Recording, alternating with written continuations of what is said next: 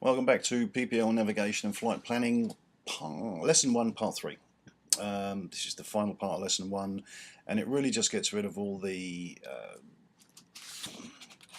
descriptions and definitions that you need to get down. So Lesson 2 is going to kick off, and it's been broken down across all of the E6B computers. If you haven't got one, you're going to need one for the exam. So this is quite a small tutorial, and this will just get rid of the final parts that we need to be able to put to bed. So, crack on. Twilight and the definitions thereof. Sunrise is the exact time when the upper limb of the sun is first visible on the horizon.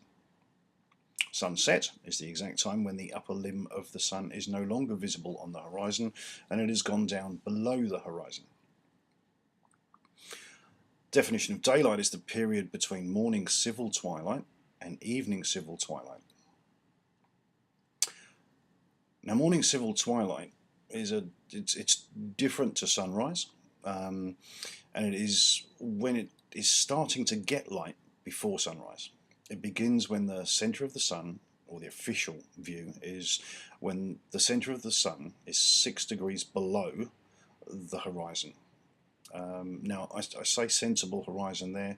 If you're living in a mountainous region, it's sunrise everywhere else, but until that sun peaks over the top of the visible horizon, it's not in effect. So it's the sensible horizon. So if you can perceive the ocean from where you are, the moment it becomes light, and the sun is starting to come up, that is morning civil twilight. There are official definitions, and they're listed in the AIP. Evening civil twilight, or ECT, is when it is still light but the sun has gone down. It ends when the center of the sun is 6 degrees below the sensible horizon, and that starts sunset. Now, we cannot just use the meridian as a daylight line due to the tilt of the Earth. The two major factors on times of sunrise and sunset are seasons and latitude. Now, this did come up in the exam. I only got one question on that, which was nice, but they can have many. So the definition of seasons is during the summer sunset, the sunset is later and sunrise is earlier. And there is a minimal change in sunrise and sunset times on the equator. But there are large, huge changes at the poles, where during summertime there is no nighttime, and in winter there is no daylight in daytime. The other thing that can affect is latitude. And this affects the time of the sunrise and sunsets on the various locations. So sunrise and sunset as locations on the same meridian will have the same local mean time, but because the Earth's axis of rotation is inclined, the different locations along the meridian will receive different amounts of sunlight, and that's demonstrated on the next slide. So twilight is longer in the south than the north, because of the tilted axis. So it's longer at higher latitudes and shorter on lower latitudes, because the sun rises at a more oblique angle to the Earth than the tropics, meaning that it traverses through the 6 degree range slower.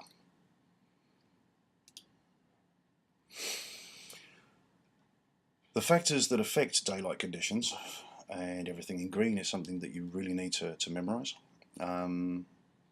The factors that affect daylight conditions is altitude, atmospheric conditions, and obstructions. Altitude, the higher up you are, the shorter the nights and the longer the days. Atmospheric conditions, so cloud, smog, all of these things reduce daylight. It looks darker when it's cloudy. And obstructions, such as mountains, will limit the amount of daylight that you can perceive. Now, if you go to the AIP website, so for New Zealand that's www.aip.net.nz, and you can look at the Vol 4 Gen 2 7.1. That gives you the daylight zones, which you can see in the image to your right, and the subsequent beginning and end of twilight by zone. Now, let's say we pick zone 3 for New Plymouth, and on January the 25th, we want to know what the beginning and the end of twilight is. Then we need to do some creative mathematics here. So we know that between January the 21st and January the 28th, we have, for zone 3, an MCT of 1648 and an ECT at 0811, and on January the 28th we have an MCT of 1657 and an ECT of 0805. So all these times, like with everything in aviation, this is all UTC, so you need to convert the UTC time to the, as it is now, the New Zealand Standard Time, and we need to then work out the differences between January the 21st, January the 28th, and we need to make a rough guesstimation of what those times are going to be based on, we know that on the 21st it will be this, and on the 28th it will be this. So there is room for small amounts of error, but we can basically do that. These things do come up in the exam. A few people that I've spoken to haven't had questions come up on this. I certainly didn't on mine, but they do exist and they do come up. So it's good just to be able to try some guesstimations and work through the process. So if you need to, pause the video, grab a location like Napier in Zone 2, and then pick a date like the 14th of February, or the 10th of February, and work out from there, from Zone 2, move from UTC to NZST, and then work out roughly where that will be. Good practice, good preparation. Okay. Aeronautical charts. The chart scale is defined as the ratio of a given chart length to the actual distance on the Earth. I did get that as an exam question. Scale equals chart length divided by Earth distance. The greater the chart length for a given Earth distance, the larger that scale will be. Aeronautical charts can be used for planning and visual navigation. That's a common exam question. They show topographical and cultural information, towns, railways, rivers, as well as aerodromes, radio navigation facilities, VFR, common frequency areas, marked as hollow blue lines. You may not see that in this exam, but you will see either the common frequency areas or mandatory broadcast zones and what they represent in the radio telephony exam, which I had both questions come up on mine. So common frequency areas marked as hollow blue diamonds, and mandatory broadcast zones marked as blue circles. And also the hazards to navigation, such as wires, dangerous structures, volcanic areas. Aerodrome charts, they're in the AIP Volume 4, as I said earlier, and they contain detailed information on aerodromes such as operational data, arrival and departure procedures, and these should be used prior to departure so you know what to expect when travelling to an aerodrome, and they must be used in flight. So stuff you really need to remember on this is that the chart scale is the ratio of a given chart length to the actual distance on Earth. Aeronautical charts are used for planning and visual navigation, and aerodrome charts are in the AIP Volume 4. It contains detailed information on aerodromes such as operational data, arrival and departure procedures. Chart reading. Charts come with a wealth of information within the charts legend. Some of these are shown below. Specifically below and to the right you can see the isogonic lines, which we've talked about in lesson 2. Lesson 1, part 2. visual checkpoints, and some of the various hazards and warning signs. To the left you can see the obstructions, so you can see that a group of obstructions that are lit, you can see as the second one's down. Single ones are only represented as a single pillar. Obstructions with high intensity lights have that electric light bolt across it. And then to the right of that you can see that the various areas are covered by elevations above mean sea level, the height above ground level, and reported positions. So UC is under construction. Guide wires may extend outwards from structures, so you always need to be aware of that, especially if you're doing your rotor PPL instead of your fixed wing. I'm not saying that, I mean even fixed wings fly into them sometimes.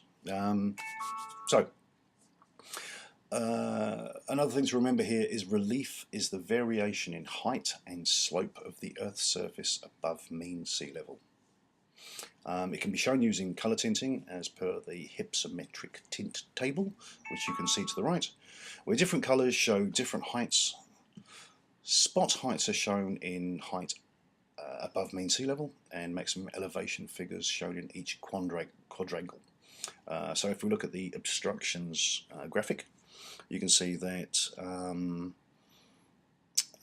you can have in each quadrant of the map you'll see a 3-4 digit number in purple or black that is stating the highest point within that area.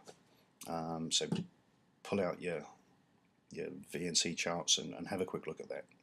Get familiar with them, because when you sit down for the exam, the first thing they give you is can be a one-sided or a two-sided piece of that map with various legend information on there. So make sure you have a read through. So we've covered the hypsometric tints and the elevation, and as you can see from your chart, hopefully in front of you, the various grades of yellows and browns show you the height above mean sea level. Now, I do urge you to jump on the AIP website and select under Volume 4, under Gen 2, you can see all the aerodrome chart symbols. And there's a wealth of them, and those questions do come up every now and again. You will not get a copy of that given to you in the exam. So familiarise yourself with minimum sector altitudes and what it looks like, VOR and DMEs and how you recognise them, movement areas, lighting, obstacles, some topographic information's also on those airspace charts. What else is in there? Runway layouts, taxiways and everything else. So spend some time, have a look through, and wherever you find on the AIP.NZ, AIP.net.nz is current and is effective for any aerodrome that you choose. So spend some time and have a look. So like I said, this is a really short one. Oh, I put lesson 1 part 2. It's supposed to be part 3. My apologies. So this is the last part of the gumph that we need to know. So lesson 2 is going to break down all of the E6B calculations that we need to know when we go in there. Now some of that stuff is already on your slide rule. The information, there's a wealth of information on that E6B, so that's not too bad. So get this, nut it out, go through the Q&A on the next video, and then let's put that to bed, and then just do a quick review of all of the Q&As before you do your exam or sit your exam, and that should keep you thoroughly up to date and ready for a good score when you finish that. So I look forward to seeing you in the next video.